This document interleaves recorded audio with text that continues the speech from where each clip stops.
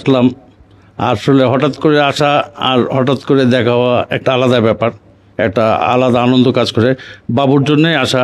বাবু অনেক মানে আমার আসার কথাই ছিল না, তারপর হঠাৎ করে বলল যে আসতে হবে। এখন কথা হচ্ছে যে আমরা সবাই বগুড়ার, তাই না?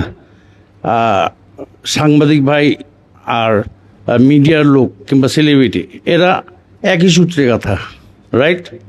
তো এখন আপনারা যদি আমাদের সাথে থাকেন, আমরা যদি আপনাদের সাথে থাকি, তাহলে আমাদের বগুড়াকে আমরা আরও অনেক উচ্চ পর্যায়ে নিয়ে যেতে পারবো ইনশাল্লাহ। কারণ আপনাদের সহযোগিতা সবচেয়ে বড় সহযোগিতা।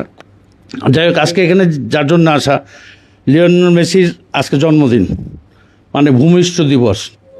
শুভ হোক লিওনেল মেসির ভূমিষ্ঠ দিবস, এবং আরও বেশি শুভ হোক আগামীর পথ চলা, মানে এই ওয়ার্ল্ড কাপের ফাইনাল খেলা দেখার জন্য। ইনশাল্লাহ আমরাও দোয়া করব মেসি যেন তার টিম নিয়ে এবার ফাইনাল খেলা খেলতে পারে। ব্রাজিলের সাথে আর্জেন্টিনা যেন খেলা পড়ে, এটা হলো ঘটনা।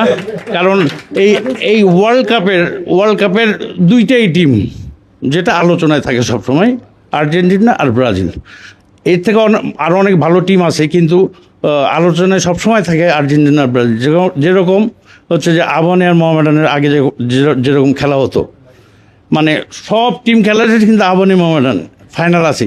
আমাদের স্কুল লাইফে আমরা খেলছি, আমি গোলকিপার থাকতাম, জেলা স্কুলের গোলকিপার, আর করোনেশনের গোলকিপার ছিল সাগরদা। যাই হোক, ইন্টার স্কুল খেলার পর জেলা স্কুল আর করোনেশন এই দুটো স্কুলের ফাইনাল খেলা হবেই। আর ওই দিন হচ্ছে যে পুরা মাঠ ভর্তি লোক থাকে। সেরকম যে আমি চাই আর্জেন্টিনা ব্রাজিল ফাইনাল খেলুক, আমরা সবাই আনন্দ সহকারে খেলাটা দেখি, উপভোগ করি। কারণ আমরা হচ্ছে যে ওরা আমাদের দেশীয় সংস্কৃতিতে না, তাই না, ওরা বাইরের। তারপরেও একটা ভালো লাগা ভালোবাসার বিষয় আছে। হ্যাঁ, মেসি যেরকম ভক্ত আছে সেরকম ব্রাজিলেরও অনেক ভক্ত আছে। তা আমরা চাচ্ছি যে এই দুই দল ফাইনাল খেলুক, আমরা সবাই উপভোগ করি।